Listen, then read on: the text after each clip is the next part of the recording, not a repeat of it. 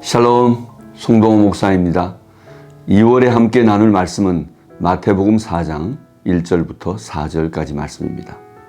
그때 예수께서 성령에게 이끌려 마귀에게 시험을 받으러 광야로 가사 40일을 밤낮으로 금식하신 후에 줄이신지라. 시험하는 자가 예수께 나와서 이르되 내가 만일 하나님의 아들이거든 명하여 이 돌들로 떡덩이가 되게 하라. 예수께서 대답하여 이르시되 기록되었으되 사람이 떡으로만 살 것이 아니요 하나님의 입으로부터 나오는 모든 말씀으로 살 것이라 하였느니라 하시니. 아멘. 사람의 먹는 문제는 정말 중요합니다. 예수님께서 우리에게 기도를 가르쳐 주실 때에도 하나님에 대한 기도 3가지 이후에 사람에 대한 기도, 그 첫 번째 기도가 일용할 양식에 대한 기도였음을 우리는 압니다. 오늘날 우리에게 일용할 양식을 주옵시고, 이 기도는 이 땅에 있는 모든 하나님의 사람들을 향한 주님의 기도였고 또 우리의 기도의 내용이어야 할 것입니다.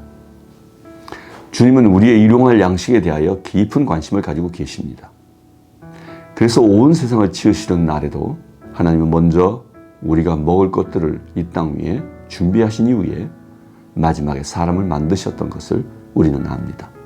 사람을 만들어 놓고 그 사람의 먹을 것을 준비하신 게 아니라 먼저 먹을 것을 다 준비해 놓으신 이후에 사람을 만드셨다는 것이죠.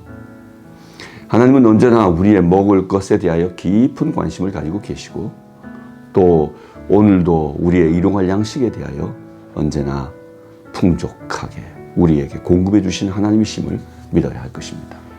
아담은 에덴 동산에서 이 첫 번째 시험에 넘어졌습니다. 이스라엘 백성들은 광야 40년 동안 바로 이 양식 시험, 이 생존의 시험 앞에서 그들은 넘어졌습니다. 그래서 그들은 그의 지도자 모세를 원망했죠. 우리를 광야로 이끌어내어 우리를 죽게 하느냐라고 그들은 돌을 들어 그의 지도자를 치려고 했습니다. 그때 하나님은 반석에서 물을 터뜨려 그들을 마시우게 했고 반석에서 물을 터뜨려 그들의 목마름을 해결해 주셨고 하늘에서 만나를 내려 그들의 줄인 것을 해결해 주셨죠. 만나로 만족하지 못하고 그들이 고기 탓을 할 때에는 하나님은 하늘의 메추라기를 몰고 와 그들의 줄인 배에 기름을 먹게 해 주시기도 하셨습니다. 하나님은 여전히 오늘 이 땅을 살아가는 우리들에게도 일용할 양식, 무엇을 먹을까, 무엇을 마실까, 무엇을 입을까에 대한 이 염려를 우리 주님은 잘 아시고 들의 백합화를 보라고 하시고 하늘에 나는 새들을 보라고 하시면서 우리의 일용할 양식에 대하여 염려를 그치고 하나님을 위하여 살라고 말씀하셨던 것을 우리는 기억합니다. 오늘 말씀에 예수 그리스도께서는 요한에게 세례를 받으시고 광야로 나아가셔서 40일 금식을 하신 이후에 사단에게 받은 첫 번째 시험이 바로 돌로 떡덩이를 만들어 먹으라고 하는 시험이었습니다. 네가 하나님의 아들이거든 돌로 떡덩이를 만들어라 라고 하는 시험이었습니다. 그때 예수님께서는 사람은 다만 떡으로만 사는 것이 아니라고 말씀하시면서 하나님의 말씀으로 살 것이라고 선언하셨습니다. 이 땅에 우리가 무엇으로 사는지에 대하여 분명히 말씀해 주신 것이죠. 일용할 양식에 대한 염려를 안고 살아가는 우리 인생들에게 하나님의 말씀으로 사는 삶에 대하여 가르쳐 주신 것입니다. 일용할 양식은 염려할 것이 아니라 하나님이 공급해 주시는 것이며 우리는 이 땅에서 하나님의 말씀으로 사는 것이라고 말해 준 것입니다. 광야 40년의 시간 동안 이스라엘 백성들은 하나님이 허락해 주시는 만나를 먹었습니다. 그리고 반석에서 나오는 물을 마셨고 하늘로부터 몰아오시는 메추라기로 그들의 배를 배부르게 했죠. 그러나 광야의 시간을 저는 묵상하면서 그들이 이 떡으로 그들의 배를 불리고 그들이 생존하며 살아온 시간이라기보단 광야의 40년의 시간은 하늘의 떡으로 하나님이 주시는 만나로 그들이 배에 불렸는지는 모르지만 그들은 모두 광야에서 산 게 아니라 죽은 거였습니다. 광야 40년 동안 이스라엘 백성들은 생존의 시간이 아니라 죽음의 시간이었습니다. 40년 동안 20세 이상으로 계수되었던 60만 3,550명의 사람들이 모두 죽었습니다. 이 60만 3,550명이 40년 동안 죽은 것에 대하여 수치로 계산해 보니 40년 14,600일 동안 하루에 41명 이상씩 죽어갔죠. 시내산 아래에서 아론이 만들었던 송아지 사건으로 3,000명의 사람이 죽고 고라자손의 사건으로 200여 명 이상의 사람들이 죽고 모압 광야에서 24,000명의 사람들이 죽었던 바로 이런 큰 사건들을 계수하고 나면 아이러니컬하게도 하루에 40명의 사람들이 죽었고 40년 동안 그들은 매일 장례를 치렀던 것입니다. 만약 어린아이로부터 노년들까지 모두를 여자들까지 모두 포함하여 약 200만의 사람들이 광야에 있었다고 전제한다면 하루에 137명의 사람들이 죽어갔다는 거죠.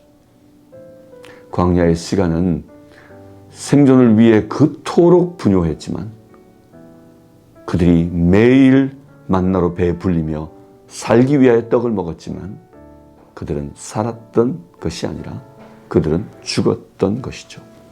광야 40년의 시간은 죽음의 시간이었고 광야 40년 동안은 생명의 행렬이 아니라 죽음의 행렬, 장례의 행렬들이 매일 끝없이 이어지고 있었던 것입니다.